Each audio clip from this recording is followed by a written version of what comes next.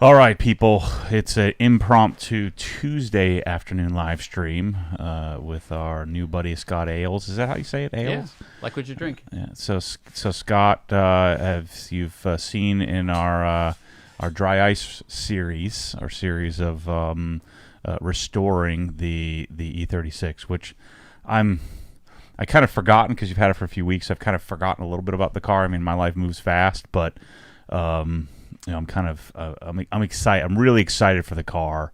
This is start bolting on all these parts and all these things that I got. But I think we were just talking about off camera. I think the user experience is going to be so much better, or the experience of changing things, because I'm not going to get all gunk all over me. Yeah, I mean that's plus the thing I like about it. Yeah, keep it sure. tight. Yeah, there's no witness marks because you can actually see what you're working on. Mm-hmm. You see the bolts. You know where the risks are, and you turn in a wrench, and when it's all greasy, grimy, and yucky, you can all of a sudden you got a scratch somewhere that you didn't realize you didn't want. The only thing that I'm nervous about is this is going to make me want to go even further, right? You will. So it's going to be harder. Like, I'm going to want to paint stuff, and like you have to draw the line. Well, you somewhere. call me when you get to. I'll be your lifeline. Okay. So when you want to paint something, you call me and we'll talk about that. Well, yeah, we'll see it once I polish it. We'll see how it does. But before we get into all the dry ice stuff, I wanted you to take us a little bit through your life and your experience, and give a little context for how you get into doing something like this. Because I think people are a little confused. They're like, I need to get his number, like. You're not exactly into the manual labor business here. This is so I think it'll help if we add some context in what we're doing here, and why you got interested in it, and how you've sort of you brought me into the interest realm. So it gives a little background on previous careers, and bring us up to speed on how did you get into this dry ice thing, but what's the path to get there.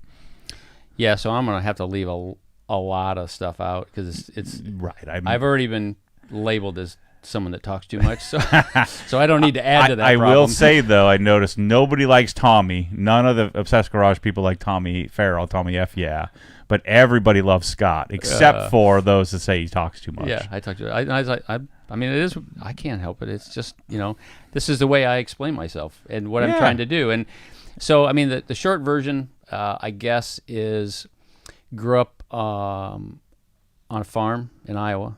Mm-hmm. Drove a lowboy truck from 14 years old. Let that sink in for just a second. Mm-hmm. Till I was 20. Mm-hmm. And trucking business that I was vice president of, because I thought that was cool, mm-hmm. being a vice president of a company, a teenager, mm-hmm. until we went broke, and I had to, first thing I had to do financially in my career in life is pay a big debt to the bank. So mm-hmm. that was not cool. Mm-hmm. But it put me in the car business.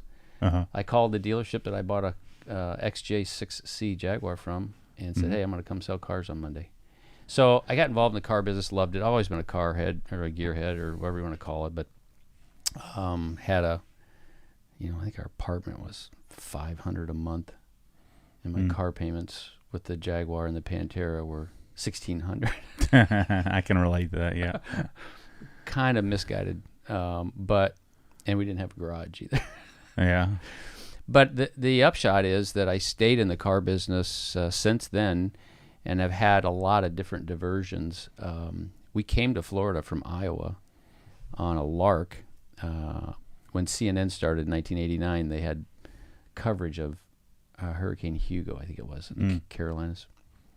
And all these boats are laying everywhere on their sides, And I said to a friend, I wonder what they do with those boats. So I called the insurance company a guy that I actually sold a car to. I said, what do they do with those boats? He said, they sell them fast as they can, salvage companies. So this friend and I casually made a pact that we would buy boats from the next big hurricane. Mm-hmm. Fast forward 1992. Andrew. I was there the day after. Mm-hmm. So we had his checkbook, uh-huh. and we bought 50 boats mm-hmm. from insurance companies, and that took 6 months. I grew up in Mississippi River, so I was around. We had boats all our lives. Mm-hmm. But that took 6 months for me to get those boats cleaned, presented, and sold, which was winter. Mm-hmm. And I said to my wife, why do we live up there again? Right. So we didn't go back. We stayed here, and not a saltwater guy, but like freshwater. So we live in Lake County, right here with you, and there's a lot of stuff in between. We did a bank in 2008. Did a community bank. I was a founding shareholder and director. I was the dark sheep on the board, the non-college educated director. So they'd use my advice once every 4 months. There'd be some weird thing that they couldn't figure out. They needed the street guy. Yeah. And I'd chime in, but I've done a lot of crazy stuff. So it sounds to me like you haven't had many jobs. I've always lived by what I could create, and I've tried a few partnerships that were questionable, and as one of our local columnists for the Orlando Sentinel says, Scott doesn't play well in the sandbox with other people. So I'm very independent, and I came to embrace that finally. Mm-hmm. And so how I ended up in this dry ice thing is I tracked it for 13 years because since driving the conventional Kenworth black truck and lowboy polished wheels, I always wanted it to look good. Mm-hmm. I painted it myself as a teenager, and I've always tried to keep my stuff nice, and it's just hard. Mm-hmm. It's just to the level that I want it. And then as I got in the car business, we were the third largest. My wife and I, 40 years together, we were the third largest consignor of exotics at the second largest auto auction in the world. So I always was trying to make my cars look better. Mm-hmm. And so that evolved, and I had this opinion that presentation is everything. And if you can be that much better than the next car, even if it's the same, park two cars together, one's cleaner than the other, probably going to buy the cleaner one. Mm-hmm. So I saw it real time. I experienced the benefits. The problem with the technology up to a couple years ago is they were industrial machines, and they were too aggressive. Right. It's not that you couldn't use them, but it was difficult. And when this latest machine came out that allowed you to control the size of the particle, I thought, okay, I'm going to get in and see what this is all about. Mm-hmm. So that was kind of the entrance. It was a combination of that, and we have a subscription-based business for car dealers. We have about 300 people that pay us a fee every month to give them a place to securely do business with one another. A reputation site where they trade with one another, mm-hmm. and we provide them data. So I always like to advance as any way I can in the industry to then tell them about it. Hey, look, you should or you shouldn't do this dry ice thing. Mm-hmm. You should or you shouldn't use a paint meter. You should or you shouldn't use. I was the first guy to do simulcast auctions at the wholesale auction. I was the first guy to train in paintless dent removal because I thought it was cool in the 80s. And so if I am able to just stay ahead of the curve a little bit, that's always been good for me. This is a little more interesting in that I feel like time has come. Should have happened a long time ago. Because that's commonly people say, how come I've never heard of this before? Mm-hmm. Yeah. And there's some reasons, and it's just hypothetical, and it doesn't really matter. But the bottom line is, now's the time, and it's not for everybody. Not everybody wants to spend $3, $4, $5,000 getting the underside of their car cleaned. But what I like about it is, it preserves the cars for the next generations. Yeah. And to me, I don't start a project unless I think it's financially viable, because if it's not financially viable, then no one else is going to do it. It's not going to grow. Mm-hmm. So if I can prove and show that it works for me and I can make money at it and it's beneficial to something I'm passionate about, well, that checks the boxes. Mm-hmm. But it's you see, it's hard when your life is a side hustle. Do you classify it as a side hustle? Is this like a little side thing you're doing, or is this just a complement, or are you always looking for ways to complement your core business?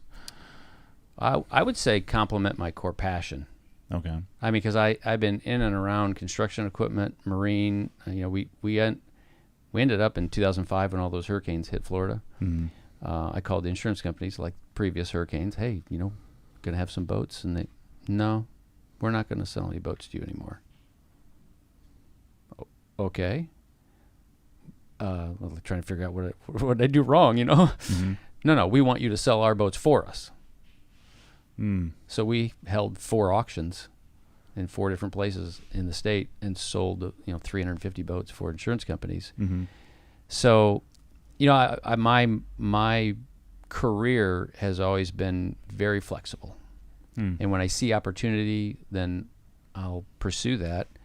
And it hasn't always worked out, but How do you not just chase rabbits all the time? How do you know what fits? well, I think for me, what's happened is a lot of things I don't do very well. One thing I do well is I have some pretty good forethought and try to solve problems that people don't realize are problems. Like one of my mottos is, fix something that's not broke or you will be. Oh, that's my similar motto is I find solutions to problems people didn't know they had. Right, Yeah. Same concept. Right. Yeah, and there's a lot of inspiration for that out there. Yeah. But it's just always, I've never been one to want to follow the pack and do what everybody else is doing, and probably the easiest way to get me to do something is tell me I can't. Yeah, I'm with you. Yeah. Yeah, so that's. It's been a little difficult for my wife because she didn't sign up to do all the book work for 3 to 7 companies at any given time, and she does it delightfully and does it well. Mm-hmm. And we're in the same office together, and we still love each other, which is an accomplishment. You might have something to say about that. Michelle, as well. Michelle is not involved. She just stays away as much as possible. But the dry ice to me was, I'm 58. I'm fairly fit. Fortunate to be healthy, but it's demanding. It's physically demanding. I mean, I did a 12-hour stint on your car yesterday, so I could get it done, and that's a bit more than I want to do in a given day. Did another 2 or 3 hours today. And everybody's question is, how much time did it take? Start to finish, just to address that, it's 25 hours on your car is what I spent. I think you spent more than that, no? Well, it's there's hard a lot of weird time with the you're camera. Filming, and it's hard to really. That's what I struggle with. The detailing is, if I was just detailing, it would take me like a quarter of the amount of time, but I'm always having to. In the beginning, isn't it wonderful to have a camera operator though? It's freaking fantastic. Oh, the guys! He's just fabulous. And one person commented, not that I'm so sensitive, I can't take it, but he commented, about the talking situation. Why don't you just talk like Matt does while you're working? I'm like, well, I'll try that, but giant loud machine. It's 120 decibels, and I got I don't really know how that's going to work, but I'll try it. But it's great you can focus on your work, because for the first, I guess it would have been, 14, 15, 16, 17, so, and then half of 17. So for the first roughly 5 years of me making videos, I did it all, and I was just setting up the camera, and so the angles are crappy and everything, but it's wonderful having, somebody, to volley around and get the thing done. Well, that's been torture for me, because I've been in front of the camera quite a few times in my life for different things, and all my efforts, my lame efforts, when you compare it, you're like, oh, my stuff sucks. And we feel like we're just getting started. Like, we don't even have half the equipment that we intend to have, where if we have jib arms and well, how would you like this problem? One of my closest friends, shout out, is the Lens Depot, Oscar and Magda Pastrana. He and I actually met each other as used car salesmen at the Mercedes store in Orlando in 1994. Mm-hmm. We've been friends ever since. So he got out of the car business, and he rents. You guys probably use them, cameras and lights and all. So I have the torture of, I have access to all the stuff. It's just like right there. All I got to do is say, hey, Oscar, I need this and this and this, but I don't know how to run that stuff. Yeah, it gets complicated. To get it, it's one thing, but to use it properly. So while we're addressing my car, that's everybody's biggest question. So let's say that I just came to you as a Joe off the street, and I guess if you were doing $300 an hour and it was 25 hours, what is that? $7,500 or so to do. That's so $500 to $7,500 to do a restorative, but you went extra, right? I mean, extra what normal people would do. So is that about what my car would have cost? Yeah. So here's the thing. This is really a struggle for people because it's almost mind blowing. Why would you do that? You can't even see it. Who cares? If you pause for a moment and just consider, there's 28 million collector cars registered in the U.S. alone. Mm-hmm. It's nothing for us to see resto mods that are $200,000, $300,000, $400,000 builds. Right. Oh yeah. Nut and bolt restorations of the 50s, 60s, stuff, Mm-hmm. and earlier pre-war roll. We find that very accepting to go to Pebble Beach or Amelia and look at those cars and be mesmerized and supportive of it. Mm-hmm. Well, that's the next generation. Oh yeah, yeah. And so okay, if like one of my clients, I called him one day. His bill was $10,000. And before you roll your eyes, he said to me, midway, I was uncomfortable because I have 5 clients. That's all I have is 5 clients. Mm-hmm. And I warned them all that I'm not doing it anymore because we're going a different path. We'll talk about that.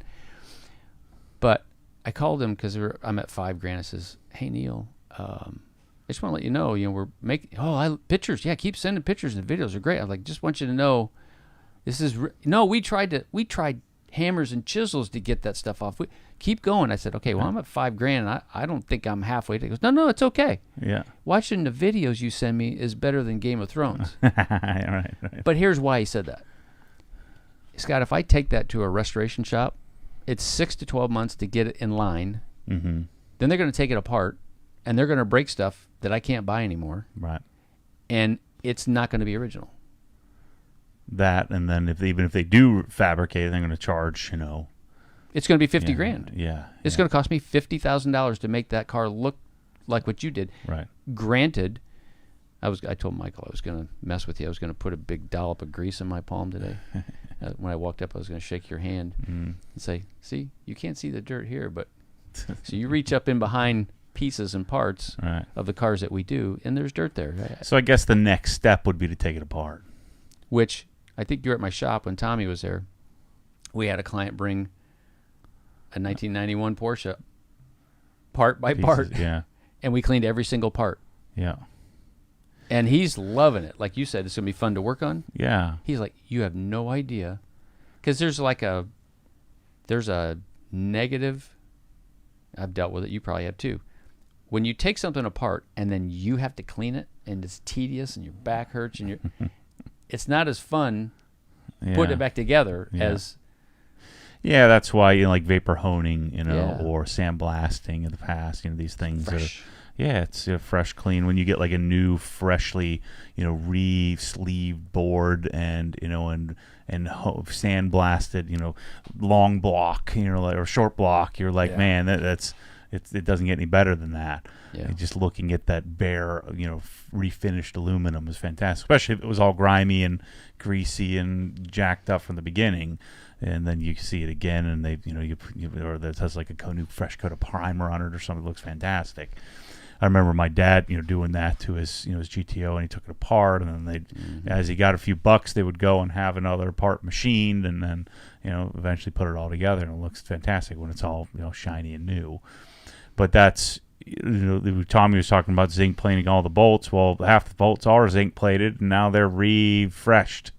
I don't even know. I didn't see many that weren't zinc, right? That need replating. I mean, I don't want to take anything away from Tommy, but there's not. I mean, that car has that's lived a charmed life. Yeah. Now it still had gunk, but it was, it's a 30,000-mile car, and so it makes me want to chase that next step, that next level. And I've got, just putting money into context, I think Chris said I've hit about 30,000 So I pay $45 for the car. Let's say $7,500 to have the underneath restored, and then I'm already at $30,000, and I got a long way to go. So I'll probably be $50,000 in just replacement parts. So to spend $7,500 on, in the grand scheme of $100,000 car, to restore the underside of it, to me is worth every penny. Yeah, and so that was my opinion. So what I did to test the concept 2 years ago is when I bought the machine, I found out real quick that really nobody knows how to set the machines up. And it's nothing against the manufacturers, but they go to industrial locations that have a 300 horsepower compressor out back, and there's one guy that's in charge of keeping that thing running, and they just plug the machine into that air. So I buy this machine, and nobody knows. So I got to figure it out. But the test that I wanted immediately is I wanted to clean some cars and sell them. And present them in full and see if it made it. I had an opinion it would make a difference. So, and again, the principle is as simple as it can be. Park two 1979 240Ds together. They're identical in every way, mileage and everything. One's clean underneath and the other's not. If you're going to pick this one over the dirty one, then that means it's worth more. How much more is the debate? Is it worth? Or you go the extra degree to pull the dents, fix the headliner, set it up. Do the things. But just like flipping a house, there's a point to where you go too far, at which you spend too much money where you may not get. Well, I would debate that now.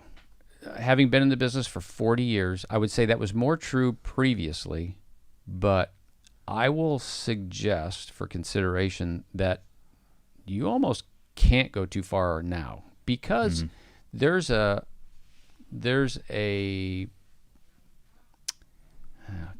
something has occurred in the marketplace, a combination of conversion from physical auction to digital auction has created, like what I did with that 79 240D when I finished is I took before and after pictures. I presented those. I did the video. I put my cheap, well, it wasn't cheap, but compared to cameras, I put it on the ground and I drove slowly over the top of the camera. So that's how I did my video. And if you're at a physical auction that I've been doing since 1989, you can't, it rolls across the auction block. You can't see that. You don't have that. You got 3 minutes to state your case, and the auctioneer's ranting, 25, and it's over. But a digital auction, you got 7 days. You can interact with people. You can show 300 pictures. So we presented, I don't know, like 20 plus cars that we cleaned on Bring a Trailer, and of course it was, everybody loved them. The people that bought them were off the charts. If they showed up to pick them up and saw them. So that's how I knew it needed to be a thing. And so now it's like, okay, how do we get this out there? Again, like the bank we started was a environmentally focused bank, but number one was we got to make money. The mission is great, but you got to make money first. So we're taking the model that we have with the list, and we're basically creating a subscription to find out all the information you want to know before you get in the business. And then where you come in, what I'm excited that we can try to get there is provide people the products they need. I mean, I'm doing that archaically now, in a email list, and people love it. Like I was on the phone on the way over here. One of my clients had bought a machine, and we get this, I call it the old man share. It's the Aero Creeper. And he says, gosh, dang, I should never have bought that Aero Creeper. I'm like, why did you say that for? He goes, my guys are fighting over it in the shop now. I got to buy 5 more of them. So I would, that's where I want to go. I want to be able to provide, a simple solution to good products. And hey, here's the good stuff about it. Here's the bad stuff about it. And there's so much room for improvement in the whole process. So right now, the machine you have is called what? It's a Cold Jet PCS 60. And where's that? Is that a German machine? What is that? No, it's Ohio. Okay. These folks, they owned the space for 37 years. I mean, So the Ohio-built machine, does that include your like hose? They provide the hose and the gun, that fancy gun you're using. Yeah. So they're the ones, and that machine costs $40,000. $45,000 with all the accessories that I have. Mm-hmm. And that is like base. That's step one. Right. Because I mean, they don't make like a baby machine. Like that's not like the upgraded machine. They make a machine called a micro clean, but it's a little bit bigger than that printer. Yeah. Okay. And the problem, well, not problem. It's like trying to mow a hayfield with a 19-inch push mower. That'd be like cleaning the grout in your like single person shower kind of tool, Right. tool, right? Yeah, I mean it's a small machine and it's light duty and so there hasn't been that's been a frustration. There hasn't been an entry level opportunity. How? Because this is probably the hardest part. Here we go again. I talk too much, but you can watch the videos. You can see there's videos online of other people doing it, and some of them are 10, 15 years old. Until you experience it, the gun's in your hand and your eyes and your visual, you don't really appreciate the significance. Like when people, it's the hardest thing for me to read comments when somebody says, "Oh, you could do the same thing with soap and water." Like, oh, you could never do that. Never. Well, if you could, you would do it. You would. Yeah. You would. You can't. And one person said, air would do the same thing, just blowing it off with air. Like, I'll take that challenge. Yeah, it's that frustrates me to no end when people just. And it's not. It's because they haven't. If they had the gun in their hand and they spent an hour with it, it would change their mind instantly. Yeah, for sure. I mean, when you see some dirt, like when I pulled your liners out, mm-hmm. I looked back to where the front of the door is, back behind the front fender. A little pocket. There's cosmoline from the factory had run down the inside of the fender. Mm-hmm. You could say who cares, but I'm right there. I got the gun, right, and it's just it's gone. Mm-hmm. Well, you can't even get your hand back there, right? And you're gonna spray water, high pressure water in there, and try. I mean, that's not gonna work. So when you start having those experiences, I think it makes a difference, and I think it will be more widely accepted. So there's a need to get an entry-level machine. Right. Because now you spend $45,000 on a machine. It's like the entry for what you need in order to do a reasonable, job. Then you need a air compressor. Compressed air solution is nothing short of $30,000. Yeah, and you said you need 40 horse. Yeah, so there's all kinds of debate about this. So I can only share with anybody listening or with you the $30,000 mistake that I made in not knowing how this works. The key to the process, as I've said in the videos and 1,000 people over the last 2 years, is you cannot have moist air coming out of that gun. Because mm-hmm. everybody's seen what happens when you throw dry ice in a pool.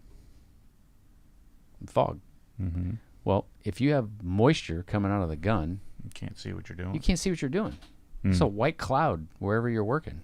Okay. So it's got to be perfectly dry. And the misconception is two things on the compressor side, because we've set up over 20 people in this business already. Oh, I got a big compressor. My compressor's huge. I'm like, well, it might be physically large, but it's probably not big enough. Right. And I got a receiver dryer. I got an air dryer. A refrigerated dryer. I don't need that. Mm-hmm. Well, just like your refrigerator will not go below, freezing. You can't set your refrigerator to 20 below zero. Right.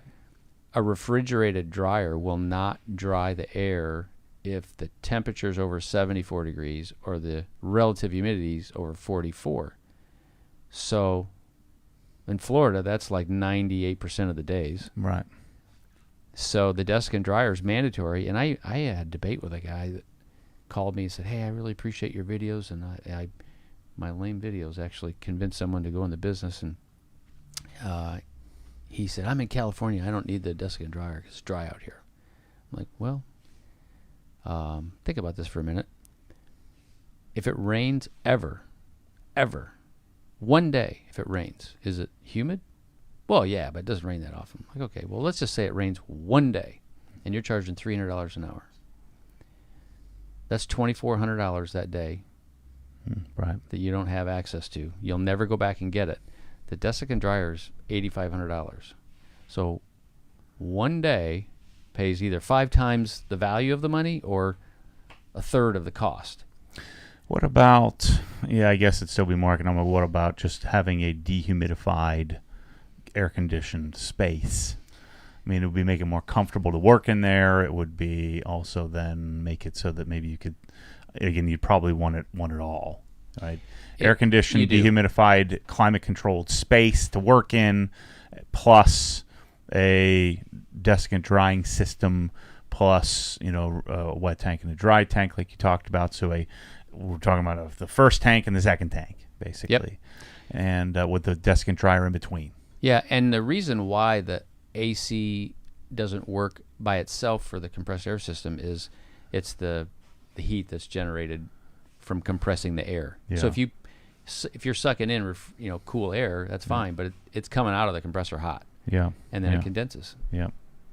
So you got to have it. So we're looking at a solution that I think is inevitable, and it's a paint booth where the AC is fed into the booth, a little positive pressure from the AC, and then we filter with HEPA filters the air, and we don't go out the roof with it because I don't want to cool the outside, We just put it in the space where the booth is.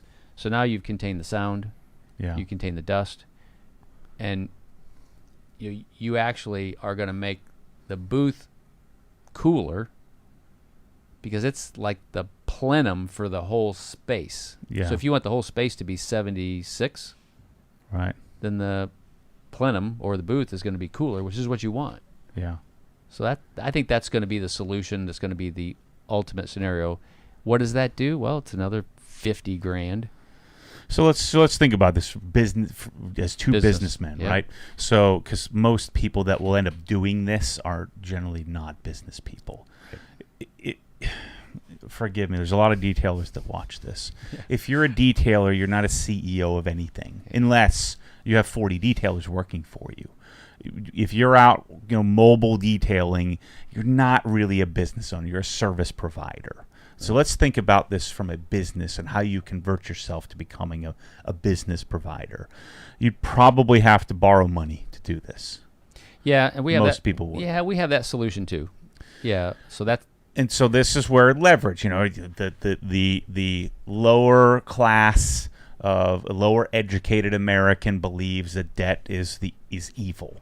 And yet they run themselves up in debt. Just like I shouldn't be eating zebra cakes and I eat zebra cakes. I saw that. And so the debt is evil. Suspend disbelief here for a minute. Okay. And so let's say you're going to start doing this as a business you want to do.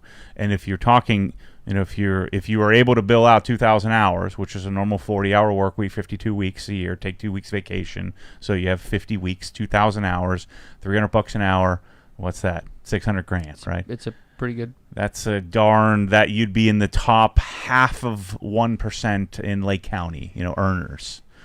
There's a couple things that come to mind, and analogies. I'm kind of analogies I like a lot. I use them a lot. So, you could go into the wrecker business, and those cost about $150,000 to $180,000, and it's like being in a sea of sharks. I mean, how many wreckers are there around you that you're competing with? Right. Then you get into this rat race of you got to work 19 hours a day because you don't want to miss out. $60, $70 an hour. Right. Maybe you can charge because you don't have market share yet. Right. And so I'm shocked, really, the people that call and the first thing they say is, "Can you do this mobile?" Well, yeah, but why would you want to? Well, I mean, because it's just the mindset of, as a marketer, if I make it easier for the client, this will succeed. What you have to understand is if you are accomplished in this field and you can do work as good or better than me, then the work's going to come to you. You don't have to go to the work. Mm-hmm. It's going to come to you. I can't tell you how many people I've had to like. Now, I have a bit of a marketing engine, unlike most, but there's I could literally have you booked for the next 2 years off of one video. I've been 2 to 3 months behind with 5 clients for 2 years. Right. And you're really doing those clients as data collection. Right. It's a combination of proving the model, proving so this is one of my favorite stories. Doctor's probably going to hear this. So doctor calls me and says, hey, I want to come over and meet you. You know, my restoration manager's brought the car to you, and I like what's going on. So, okay, can I come tonight? I'm like, yeah, we're only 3 miles from the building. That's fine. I'll meet you there. And he shows up, and I'm not exactly sure why he came, you know, because the car was sort of covered up a little because of the way I was doing it. Mm-hmm. And he says, well, it's just really great to meet you guys. He's my age. I want to give you an advance. I'm going to give you a couple grand, you know, to get you started. I'm like, it's okay. I'm not done yet. You know, it's fine. No. How about 3,000? I'm like, Doc, I'm not negotiating with you. You know, it's okay. No. I'm giving you $3,500 just to get started. And I don't mean that facetiously or you know, in any derogatory fashion. It's just that the clients are thrilled. They're happy. They're not complaining about what they have to pay and upset. Yeah. It's well, especially since you don't have a lot of choice, right? Well, there's no choice. And so you borrow what's it? Let's say you borrow $150K. Yeah. What's a note? Let's say a 10-year note on $150K. What's the payment on that? You can get it down to probably $3,000.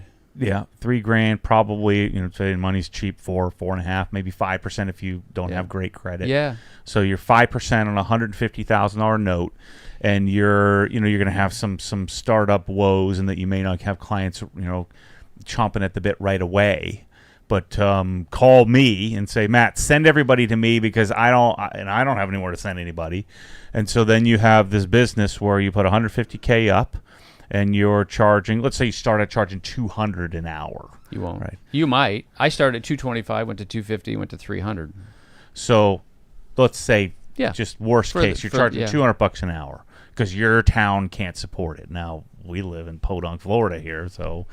I don't buy that argument. So let's say you only charge $200 an hour, and you're going to be able to book some jobs. And this is one of those things where you could pull like a 25-hour weekend and take the rest of the week off, kind of thing. You know, it's one of those things where you could really double time for a while and make your nut, to make $10,000 a month net. Would be super simple on your $150,000 note. Yeah, I mean you gotta have a space. But how I view it is that the risk that you have is, what is the equipment worth if you get hurt and you can't do it? Like, what's the downside? The downside is whatever you paid for what you don't want or want to use anymore. So that's a fair risk assessment. Sure. But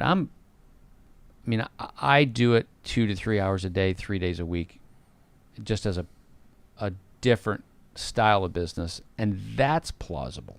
If someone doesn't want to do 40, 50 hours a week, if I was 20, 30 years old, I'd probably go berserk. Yeah, take every car you can do. You'd have 6 of them outside waiting, and it'd become like the regular auto mechanic shop where whoever's yelling the loudest gets the car done first, kind of thing. And you just it's weird. Crank through as many as you take. You say yes to everybody when you're 25. Yeah, and you hack off 90% of them, but you get the job done. You collect the money, and you just keep firing away. And when you turn 55, you start learning how to say no. Yeah. How about this? How about I charge you double and I do half as much? That's what happens when you get to that point. And so it's one of those things where just talking about the business aspect of it, if you were going to do something like this, it is, to me, seems like a no-brainer in comparison to polishing a car, where you're probably charging $100 an hour. It takes about the same amount of time, I would guess, probably a little level, bit longer to do, full paint correction. Right. Say 20, 25, 30 hours. Versus not everybody's going to do what you did to my E36. Most people aren't going to want to pay for that. So you're charging $250, $300 an hour, and you can show like your work is way easier to show too. Yeah, it's very dramatic. I mean, it's dramatic for you as a tech, and it's dramatic for the client, and it's dramatic for the client's friends. Because that's what happens. I mean, as soon as they drive that car somewhere or go to a Cars and Coffee, and somebody crawls underneath there or looks underneath, they're like, right.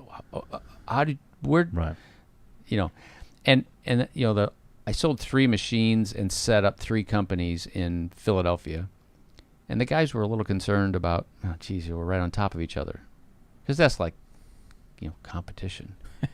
It's so stupid. It's like this, the competition is in the mirror. Yeah, that's the competition. It's in the mirror. What's going to happen for you guys is like you walk into a restaurant right now in your area in Philadelphia, and you say, "Who's heard of dry ice cleaning a car?" Before you guys start, no one's going to raise their hand. Yeah, nobody. Yeah.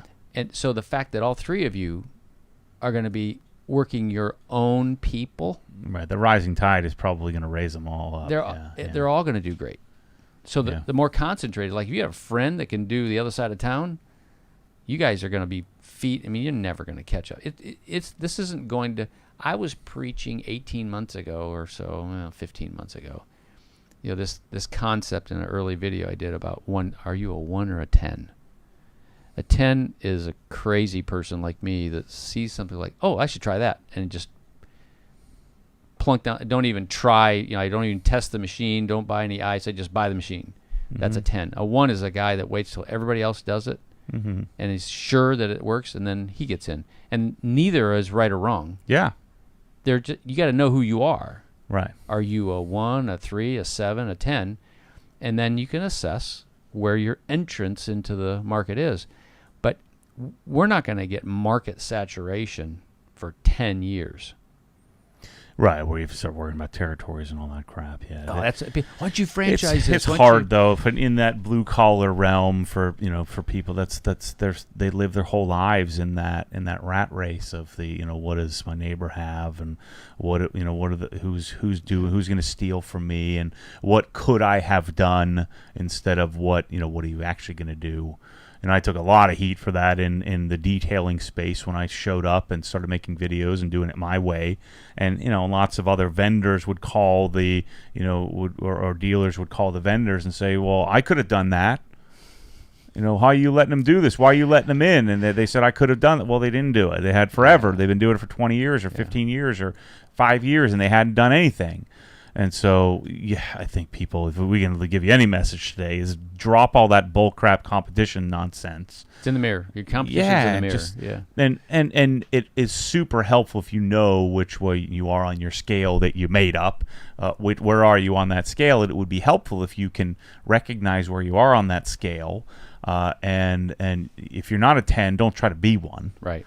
If you're not a 1, don't be lazy and be that.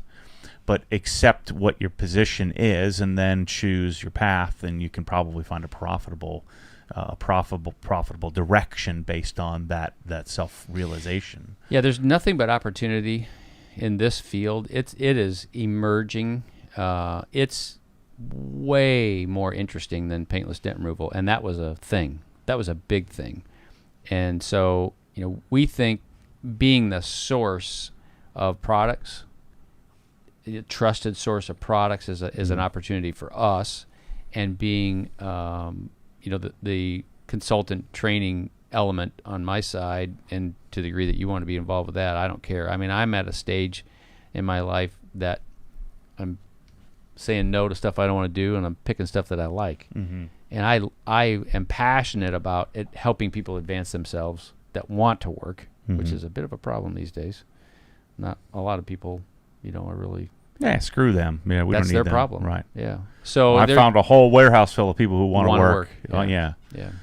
So Greg Hansel asked this question, will Scott offer a training course on the art of dry ice cleaning? I think that's part of what you were thinking about creating it, whether it's your Patreon or some sort of membership platform where this is how you would make it profitable for you and make it a business, because you're not going to be, the goal of this isn't to be doing the manual labor.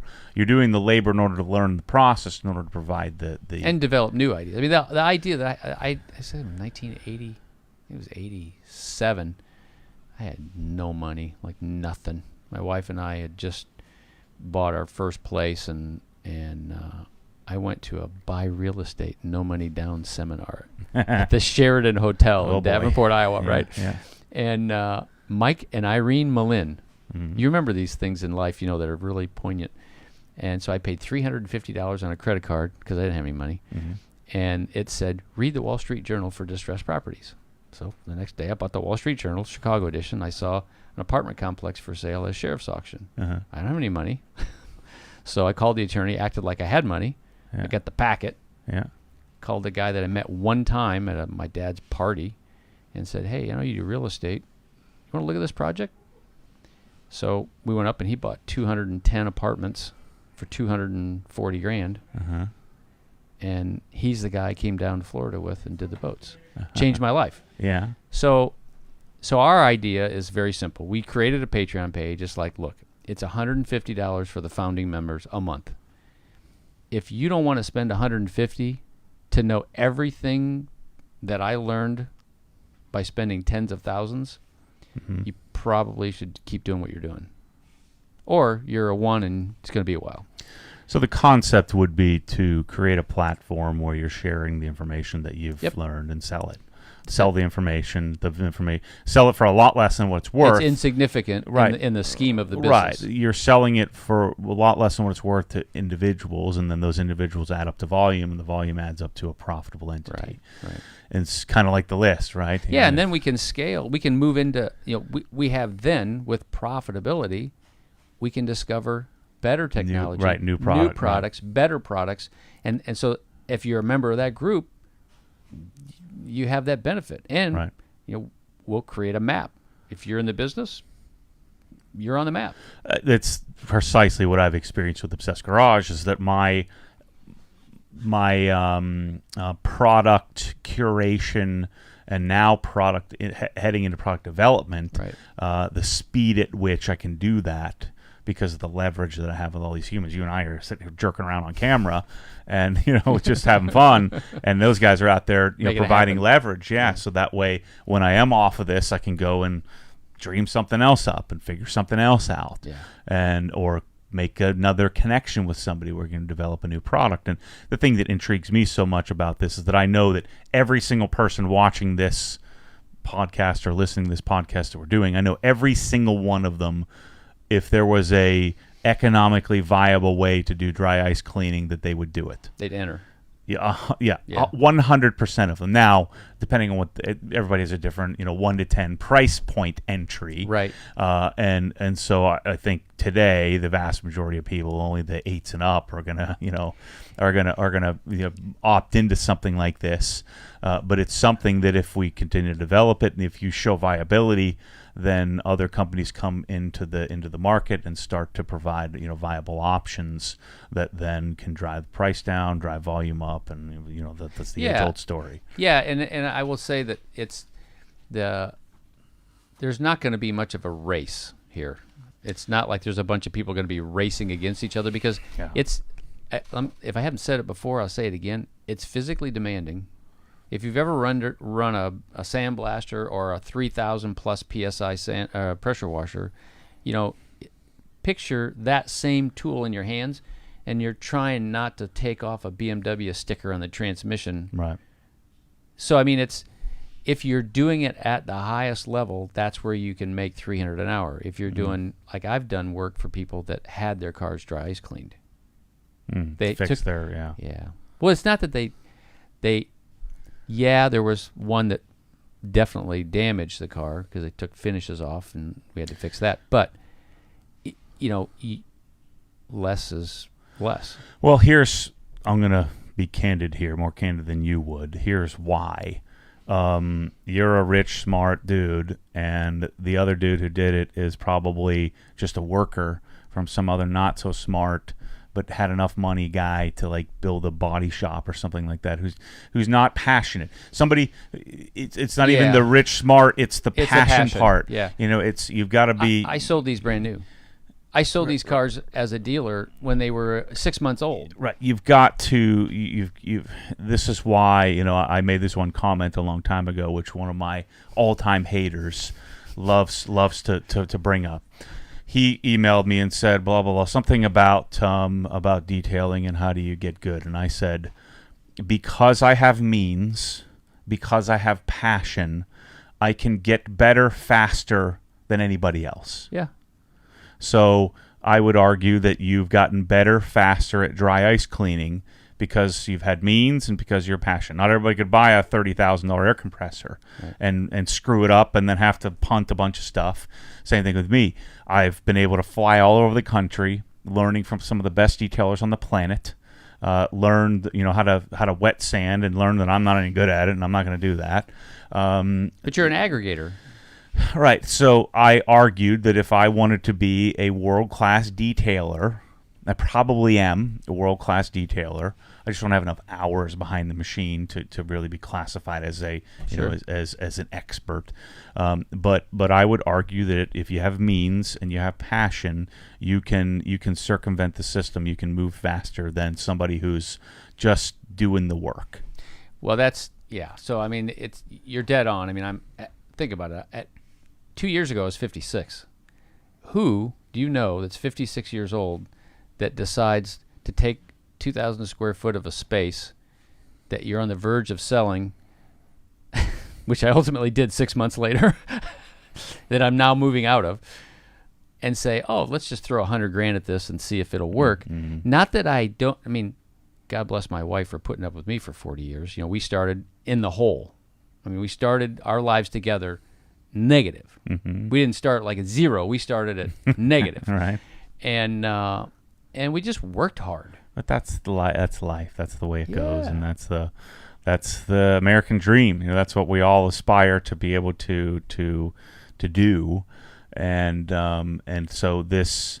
What the moral of our story here is, I think that we're going to. You've already developed the chops, so you know what to do. And it's funny, I'm watching the video, I'm like, I bet you most people think he's just so ADD. I hate those expressions, but he has such a disorder when it comes to attention, because you're bouncing around from this thing to that thing.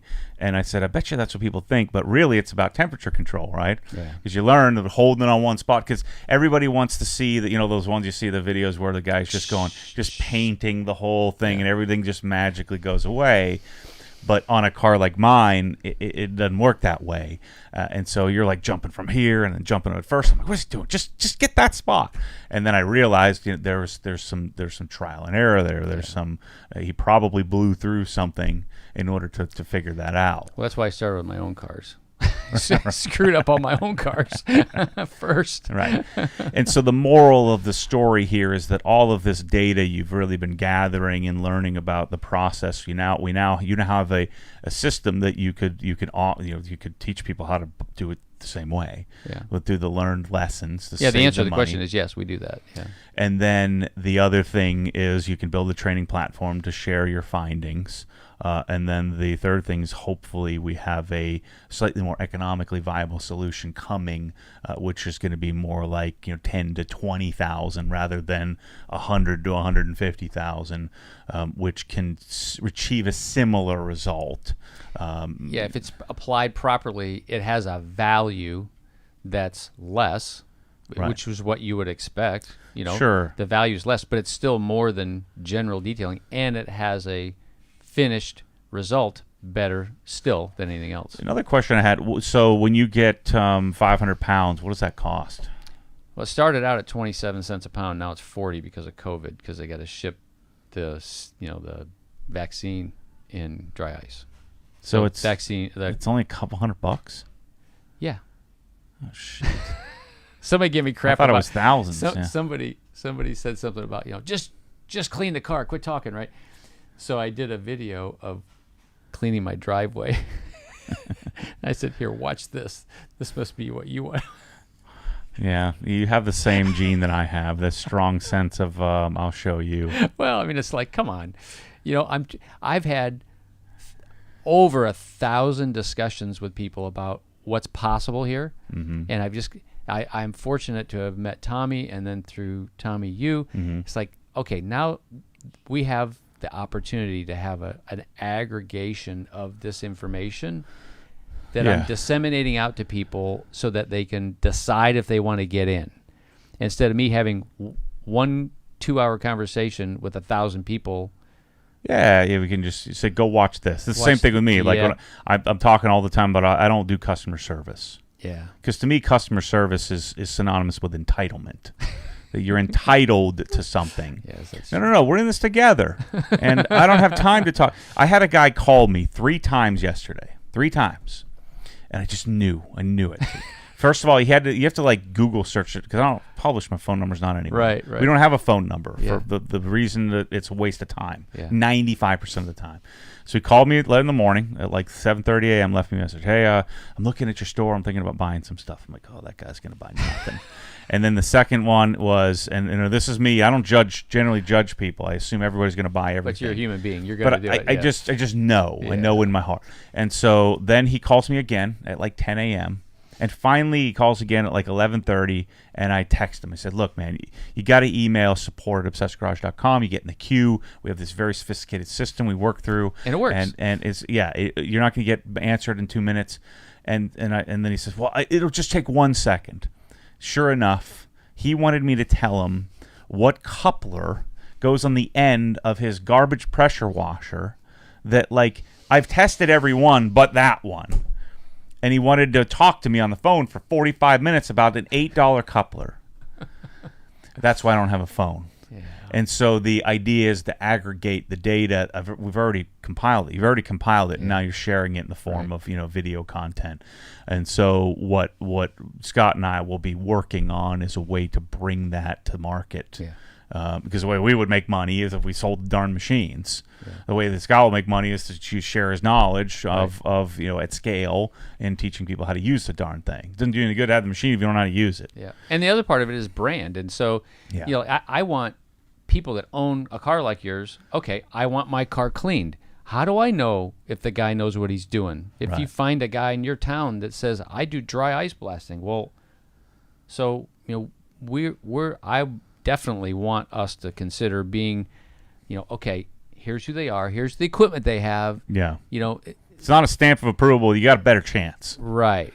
Got a better chance that if the guy has the right equipment, has the right machine. He shows up in a pickup truck with a diesel This is what I argue with detailers all the time, is that they're using crappy stuff and they have crappy pressure. I don't understand how you could be a professional detailer using a Ryobi pressure washer.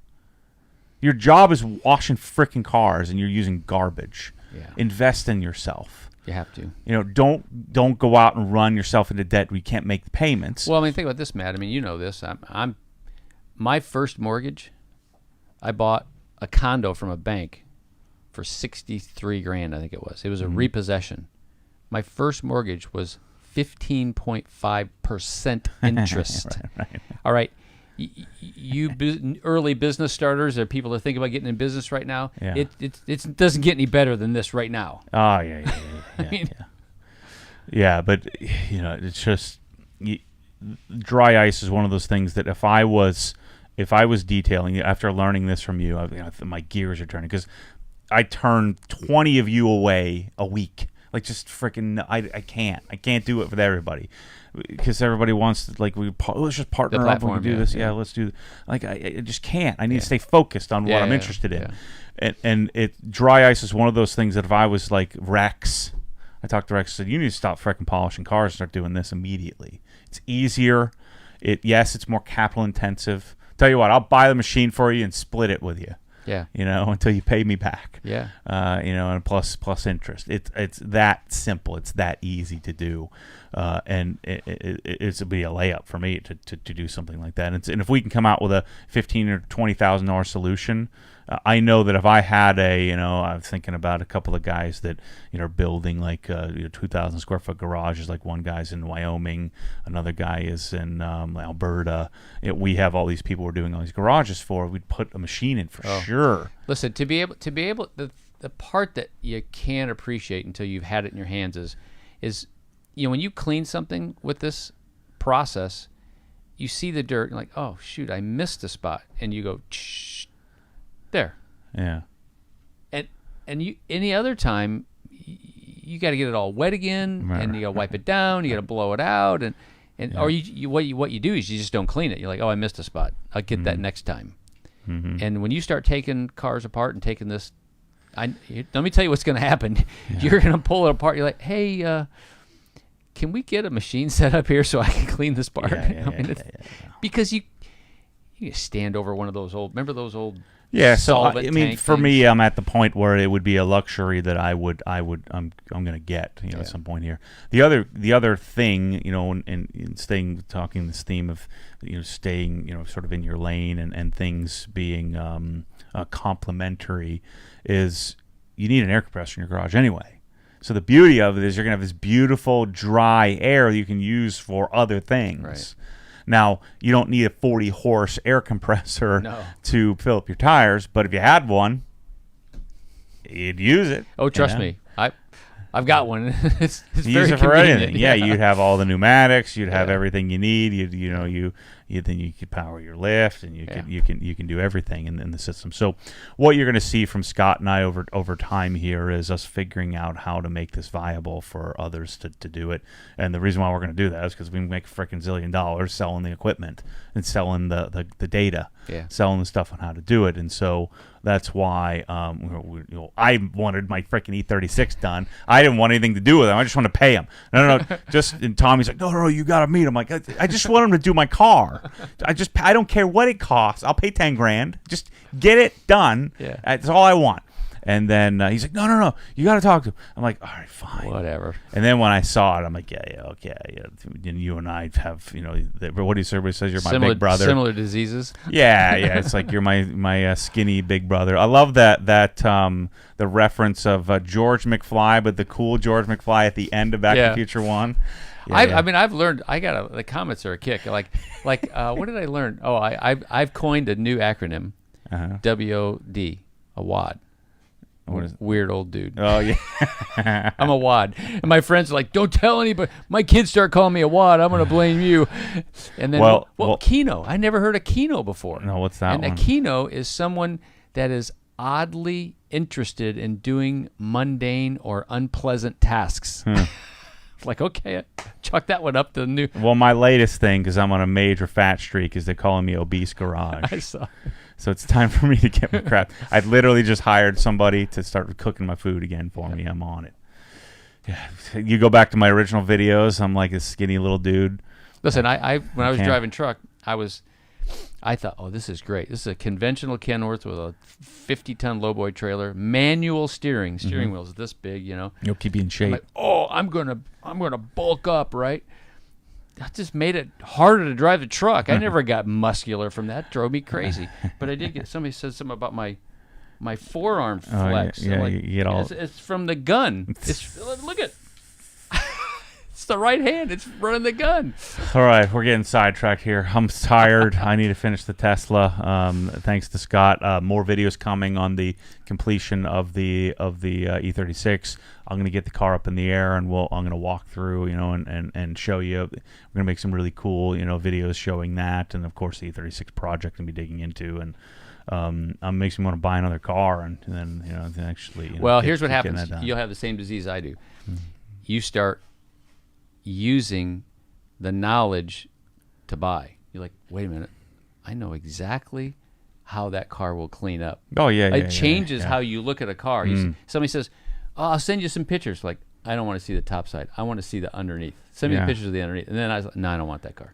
Right, you could see. Okay, is there a lot of rust on there, or is that just really dirty? Hope it's just really dirty. Yeah, and so you learn when you run the machine. You know now, and so I told Michael I want to do this, and I want to chronicle. I started it. I bought a '89 560 SL last week with 9,000 miles. Last year they made it. It's a great car. I've done a ton of them, and I told everybody on Facebook what I paid for it, and I was going to bring it here, Dryce, clean it. Send it to my buddy in New Jersey, have him present it, because I don't want to do it anymore. I'm bringing a trailer. Not that it's bad, it's just I don't want to do that anymore. And and let everybody see this is what happens if you dry ice clean a car. You get to see the numbers. I mean, 70 was a push to pay that much for that car. Right. Well, unfortunately, somebody walked into the store that I bought it and offered more before I could pick it up. So Yeah. I'm looking for another car. Yeah. But that's because that's the proof is in the pudding. I mean, what will the market pay for something that's clean? Mm-hmm. Like if the guy was asking 10 grand more and you saw that, Yeah. either in photographs. That's another thing, if you're doing that, what I think a lot of people may end up doing is you're doing it for other people, and you may end up just getting into the arbitrage business. Half of the machines that I sell, people do not do outside work. Yeah. They do their own vehicles. Yeah. Because what do you think at this point in the current market environment? What's the percent arbitrage? Like if you buy a $50,000 car, you're going to sell for 55. I can show you the car. You can look at the cars and bring a trailer and see. They always do the money. They sell for sure. Yeah. But they largely would do up to 100 grand cars. They would do 5 to 15 grand more. Just being. So I never not got the money back. Yeah. And I often.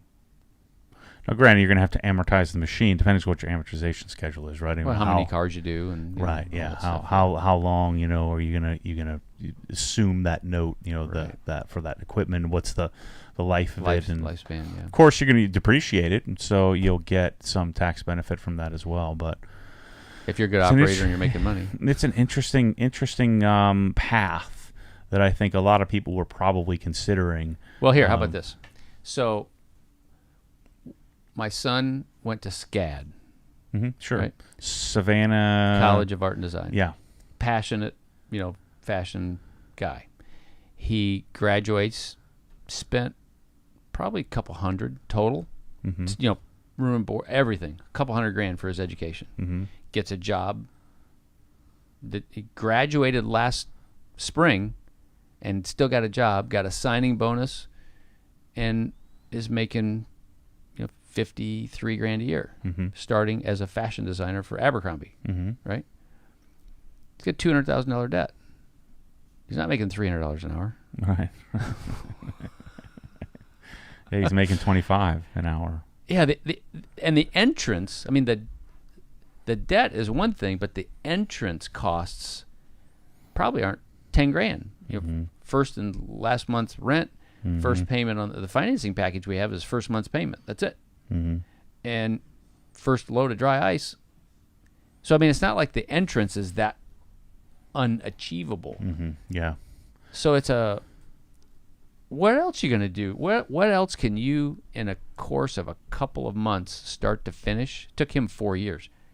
In a couple months, what can you do to make $200 to $400 grand a year? Yeah, not many things. No.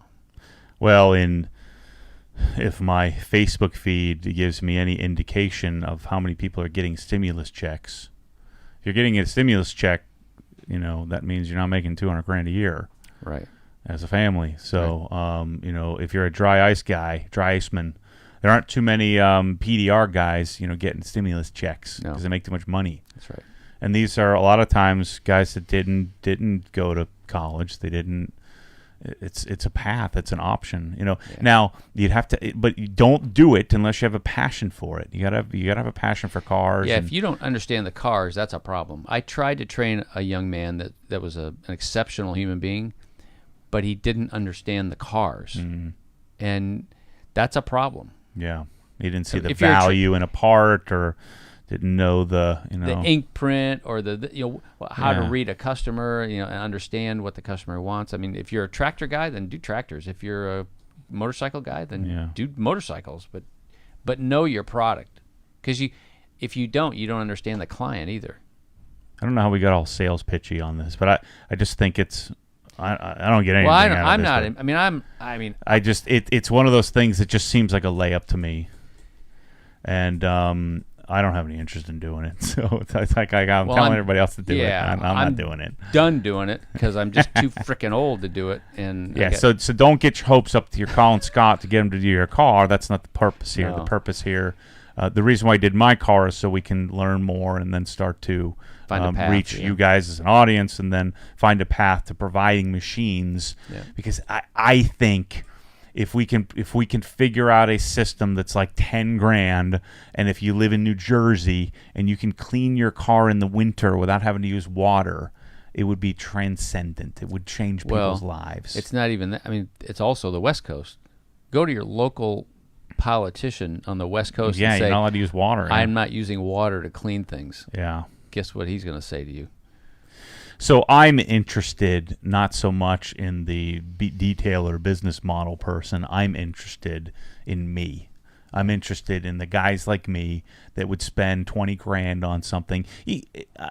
I wouldn't. I'm not buying the machine today, but it's something I'm planning to. Like, I want a Hunter road force mounting balancing thing. It's like 50 grand to do the setup. Something I've been dreaming about since I was a kid. I'm getting close to getting one, but still a major investment. Yeah. It's one of those things that I'm going to get. I have no business having it. I'm not going to make any money with it. It's I do like 10 sets of wheels and tires a year. Well, it's like I sent you a text the other day. I made a comment to somebody. I said, I don't deserve anything, but I've decided I've earned some things. Yeah. So that's it. And those are the people that I think that I'm interested in building machines for. I'm interested in building myself a machine. And if I'm going to do all that work, we might as well teach the world about it so we can make some money off of it. Yeah. That's the entire Obsessed Garage model.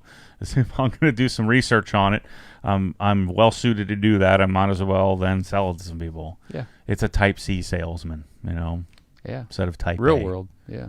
Well, I got the latter problem. So we'll be doing more with Scott here coming up. Probably do some more cool videos, and maybe I'm going to buy another car and convince him to do another one if I, Well, I'm going to help him buy another car. That's another story we'll talk about. The next later. car I'll have to do. When you decide you want a particular car, we're going to leverage my couple thousand people in that space. And then we'll have to have me learn how to do the dry ice on the car. That'd be cool. But I'm only doing an air conditioning. You'll learn why you don't want to do it all the time. Of course, yeah. That's why I love detailing every so often. Are you going to wear a mask? No, probably not. A face shield, maybe. I know. Yeah. Now, I think if I was doing it every day for the rest of my life, of course, I would consider doing some. I have masks, and I do wear them occasionally. It's like I'm a camera. I can't talk through a mask. Like I'm not worried about it. Yeah. I just Everybody's like, rib you about that. Yeah. You need to get. Jeez, I made it through freaking farming, and I used to go to the auction and all the exhaust. Can you imagine the exhaust that I smelled? Yeah. After back in the day, 6 all that hours lead, at the auction. Yeah. Cars. Yeah, all that lead additive. I should be dead. Anyway, thanks for coming by, Scott. Yeah, I didn't want to take questions today. Chris just gave me a couple just to direct me if we got bogged down, which, of course, he and I talked too much for that to ever happen.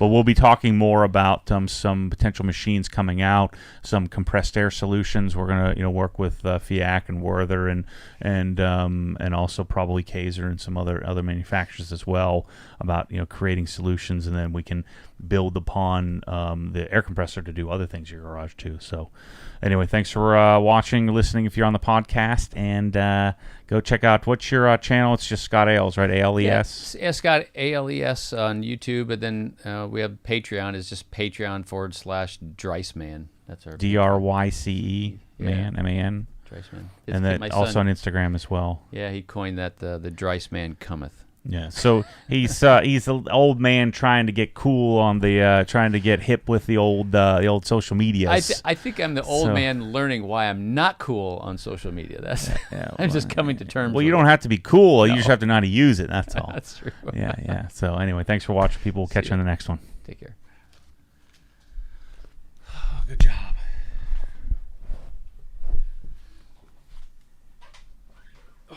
Back in the gym. I took 2 months off. I've never taken 2 months off in my life. Have you done keto? Have you tried keto? I have. It doesn't work for me. Yeah, it doesn't work for you. It doesn't work for me.